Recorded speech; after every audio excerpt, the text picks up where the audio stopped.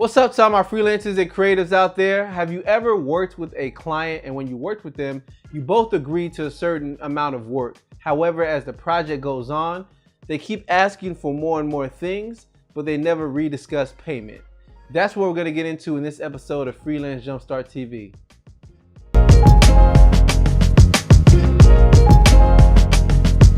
Whenever a client asks for more things that are not agreed upon originally, that may be scope creep, and I have a story that can easily define that. In my college days, I'm a broke college student. A lot of people around me, my friends, they're broke too. So, we don't really have that many choices as it pertains to where to eat. Now, my friend calls me. For the sake of the story, let's call him William. So William calls me and he's like, "Hey Nathan, I'm kind of hungry. What are you doing?" I was like, "Well, I'm at home, man." He said, "Hey, can I have a ride? Let's just go to McDonald's really quick." I'm like, "Sure, let's go to McDonald's." Now, me personally, I didn't want anything to eat. So I was really going just to help him out. And we drive over to McDonald's and he says he doesn't have enough money. So I look at him and I'm like, well, I don't have any money either because we're both in college and we're broke. So all he has on his person is about $1.50. We pull up to the window and he yells out his order. This is what he said. Let me get a double cheeseburger with a bun in the middle on a sesame seed bun. And can you add lettuce and Big Mac sauce and pickles and onion? The drive-thru person is like, sir, do you want a Big Mac? No, I said I want a double cheeseburger with pickles, onion, and lettuce with a bun in the middle on a sesame seed bun, add Big Mac sauce.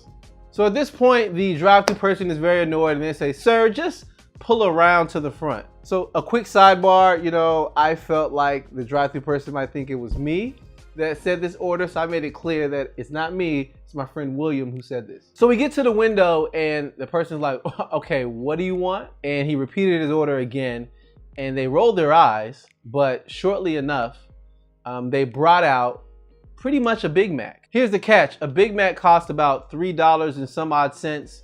However, the double cheeseburger he ordered was only $1. So he was trying to get a Big Mac for $1 basically. Nevertheless, they gave him the food and he looks at the person and says, "Hey, do you mind if I get fries and a free drink with that?" Again, they rolled their eyes, but they gave it to him. So as we left the drive-thru, he's laughing because he got a Big Mac extra value meal for literally $1. In this story, maybe William is the ultimate hustler, or maybe you think he's a cheapskate. I don't really know. Either way, he got a Big Mac meal for $1. The point of the story I just communicated is a little bit what scope creep can be like. You and a client agree on one thing. However, they just keep asking for things and they just keep pushing the envelope.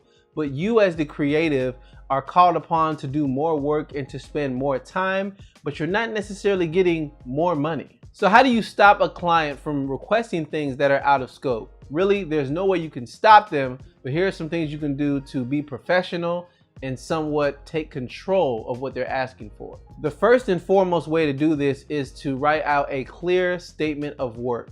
So a statement of work is the portion of a client agreement or contract in which you discuss the actual work you're providing for the client. Whatever you and the client agreed upon, make sure it's understood by both parties and capture this in this section, because you're going to use this as a standard to say, okay, this is included in what we originally agreed upon, or this is not included on what we originally agreed upon. So think about everything that goes into what you're providing to the client. That really needs to go in this section, because if it's covered in there, both people can see and there's transparency on both ends. The next thing you can do is to be clear and tell them this is out of scope. You basically say to the client something of the effect of, "This is what we agreed upon. What you're asking for is beyond that. I can either get to that after we launch, or I can add that to the statement of work. However, there is going to be a fee." There may be some debate about the fee because the client may feel like it's a part of the project, but you clearly see and understand it wasn't originally agreed upon. So if that's the case, you may have to talk it out. However, make it clear and definitely do say that there's a price to add on or to rework the statement of work, because depending upon the request, it may make the project longer or it may just cause you to redo work you've already done. It's also important to emphasize there is a fee to change the statement of work, because it's not necessarily a revision, It's something brand new that was never agreed upon and never discussed that they want to add to the project. You have to be consistent in saying there is a fee, because the client can either choose to pay it or to let it go. But if you're consistent in saying there's a fee for things that are out of scope, they will either ask less and wait for you to finish what you originally agreed upon, or they will pay it and it becomes a value add to the whole project. There is another aspect to this. Some things that you agreed upon, maybe the request is brand new. You really have to determine and discern what is actually good customer service. If a client is asking for something and it's not too big and it's small, you may be able to accommodate them and create some goodwill and a good rapport and a good experience for the client. So don't think every request, you have to say there's a fee for that.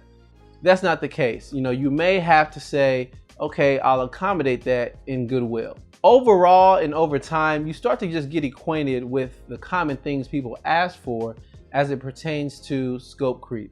So really, if you can see it coming, then you can create a service around it, or you can create add-ons around it, or you can let people know, this is what I'm providing for you.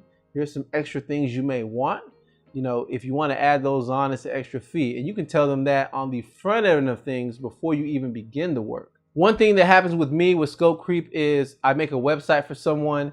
So me as a web designer, my job is to design the site, create the site, make sure it's working, make sure it functions as we discussed, and it meets all their business needs. However, I also see, and I've noticed, people tend to ask for, oh, some things are misspelled. Can you read over the content and let me know about it? Really, when that happens, I can do two things. I can say, well, I'm a web designer. What we discussed, what we agreed upon is me designing the site for you. If you really want it professionally done, I can connect you with a copywriter or an editor. Or if you really want me to do that, that's fine. However, there will be an extra fee for that because that was not discussed in the statement of work. On the other end of things, if they're really asking me just to read through it to make sure it makes sense, I can do that as a good customer service move. But if they really want me to rewrite things and rework things, that's out of scope and that's completely different. And it's up to me as the professional to be serious and enforce, hey, that's out of scope.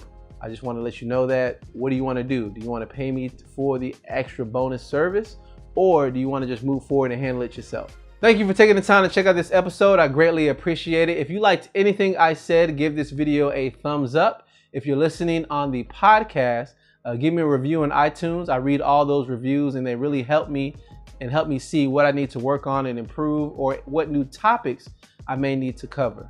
As always, there are episode notes for this particular episode, so you can go to freelancejumpstart.tv/31 and you can see all the notes for this particular episode. Well, until the next one, I will catch you later. See ya.